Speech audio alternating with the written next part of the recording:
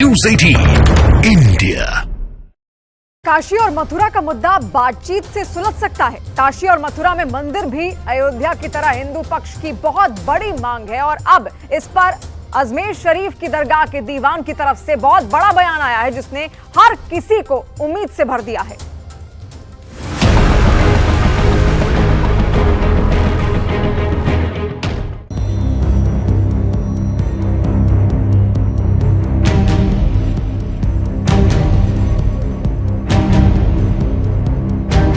क्या देश में सांप्रदायिक तनाव फैलाने की साजिश सोशल मीडिया के माध्यम से की जा रही है? दावा किया जा रहा है कि हल्द्वानी का एक वीडियो वायरल हो रहा है जिसमें हैदराबाद से आया हुआ एक शख्स हल्द्वानी की हिंसा से प्रभावित इलाकों में घुसकर एक खास समुदाय के लोगों को नोटों की गड्डियां बांट रहा है। नोट बांटने वाले शख्स को लेकर उत्तराखंड पुलिस के कान खड़े हो गए हैं कि आखिर इतने पैसे आए कहां से।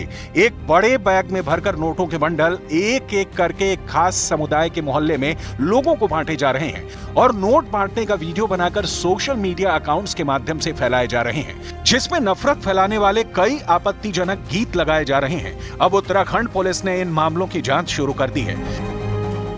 जांच करने पर और पूछताछ करने पर पता लगा कि एक ऑर्गेनाइजेशन है हैदराबाद यूथ करेज के नाम से, उनके कुछ लोग यहाँ पर आए, उन्होंने कुछ लोगों को यहाँ पैसा बांटा है।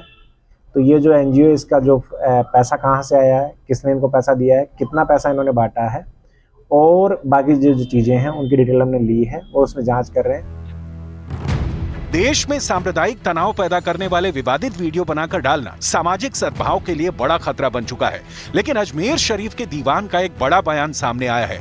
उन्होंने पूरे देश के सभी लोगों से अपील की है कि अयोध्या के बाद अब काशी और मथुरा जैसे मसलों का समाधान अदालत से बाहर बातचीत से ढूंढना चाहिए। अगर बातचीत से मसला सुलझता है तो दोनों समुदायों के बीच में भरोसा कायम होगा। अजमेर शरीफ दरगाह के दीवान के बयान क्या जमीन पर कोई नतीजा दिखाएंगे? क्या वाकई में बातचीत से मथुरा और काशी के मुद्दे का समाधान हो सकता है? और क्या अजमेर शरीफ की दरगाह के दीवान का ये बयान योगी आदित्यनाथ के उत्तर प्रदेश विधानसभा में दिए गए उस बयान का असर है जिसमें योगी आदित्यनाथ ने मथुरा और काशी की मांग करते हुए रामधारी सिंह दिनकर की कविता की लाइनों का जिक्र किया था, तुम दे दो केवल 5 ग्राम रखो अपनी धरती तमाम।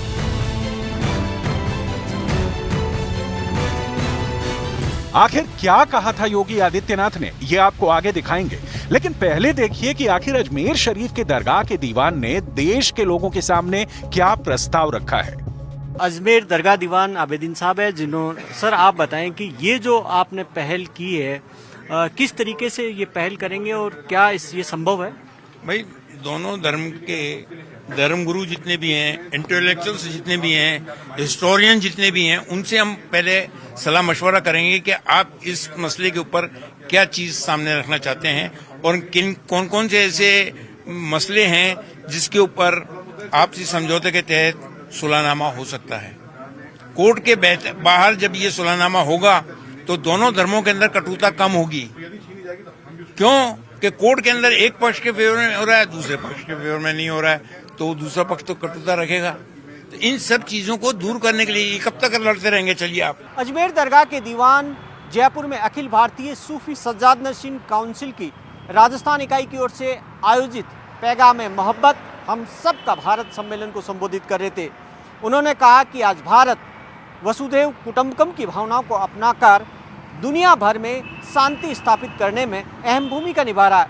ऐसे में ज़रूरत अब इस बात की है कि काशी और मथुरा का समाधान भी बातचीत के जरिए होना चाहिए। इसने पिछले 70-80 सालों में कई तरह के धार्मिक विवाद देखे हैं और अल्लाह का शुक्र है कि हम लोग मजबूती के साथ उन चीज़ों से उभरे हैं, लेकिन आने वाली जनरेशन को ऐसा माहौल ना मिले, देश तरक्की के रास्ते पे गामजन रहे और इस देश से हमेशा हमेशा के लिए धार्मिक उन्माद को समाप्त किया जाए। उसके लिए बेहतर ये होगा कि मथुरा काशी जैसे जो मसले हैं, इसके लिए हमने तमाम ऑर्गेनाइजेशन, हिंदू मुस्लिम दोनों ऑर्गेनाइजेशन से अपील की है कि ऐसा माहौल बनाया जाए कि हम इस मसले को आउट ऑफ कोर्ट सेटलमेंट के जरिए सेटल कर सकें, हल कर सकें समझौते के साथ, और एक सम्मानजनक समझौता हो जो दोनों पक्ष को स्वीकार हो। लेकिन क्या इतिहास में राम मंदिर के विवाद को सुलझाने के लिए कोई प्रयास नहीं किया गया था? और आखिर उन प्रयासों का नतीजा क्या निकला था, आगे बात करेंगे। लेकिन पहले देखिए कि आखिर योगी आदित्यनाथ ने काशी और मथुरा विवाद पर उत्तर प्रदेश विधानसभा में क्या बड़ा बयान दिया था। कृष्ण गए थे कौरवों के पास, उन्होंने भी कहा था बस दे दो केवल 5 ग्राम, रखो अपनी धरती तमाम, हम वही खुशी से खाएंगे, परिजन पर असी न उठाएंगे। कई मुस्लिम धर्मगुरुओं का कहना है कि हिंदू पक्ष के द्वारा कोई बातचीत नहीं की जाएगी, बल्कि एक जिद की जाएगी कि उनकी मांग को मान लिया जाए। जब भी आप बैठेंगे, ये सिर्फ ये कहेंगे कि मथुरा काशी हमें दे दो, ये हमारी आस्था का केंद्र है, तो आप क्या ऐसे आदमी के साथ बैठने को गवारा करोगे जो आपकी बात ही ना सुने? वो आपकी बात नहीं सुनेंगे। ये बात सही नजर आती है कि दोनों तरफ से उनकी मांगों को मान लेने की जिद तो जरूर की जाएगी। और सबसे बड़ी बात यह है कि राम मंदिर के मामले में भी ऐसा ही देखा गया था। आडवाणी की रथ यात्रा के बाद जब चंद्रशेखर प्रधानमंत्री बने तो उन्होंने बाबरी मस्जिद कमेटी और विश्व हिंदू परिषद के बीच बातचीत शुरू करने की पुरजोर कोशिश की थी। चंद्रशेखर की योजना थी कि बाबरी एक्शन कमेटी और विश्व हिंदू परिषद एक टेबल पर बैठकर बात करें, एक दूसरे को अपने अपने सबूत दें और फिर गृह मंत्रालय इस पर एक रिपोर्ट तैयार करे ताकि 16 समझौते की बात आगे बढ़ सके और दोनों पक्षों का सम्मान बना रहे। विश्व हिंदू परिषद और बाबरी मस्जिद एक्शन कमेटी की पहली बैठक जनवरी 1991 में हुई थी।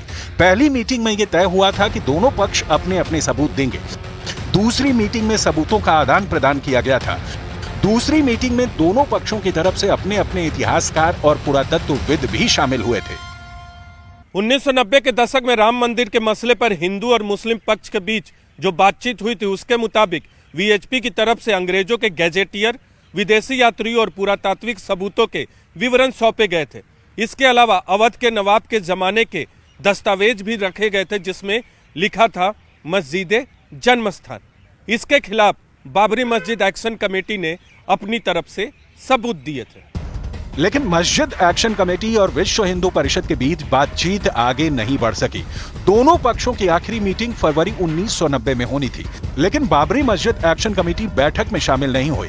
बाबरी मस्जिद एक्शन कमेटी की तरफ से कहा गया कि वीएचपी विवाद सुलझाना ही नहीं चाहती थी।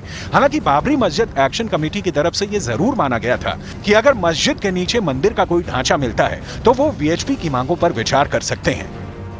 लेकिन नोट करने वाली बात यह है कि एसआई की रिपोर्ट में यह साफ होने के बाद भी मस्जिद के नीचे मंदिर का ढांचा है।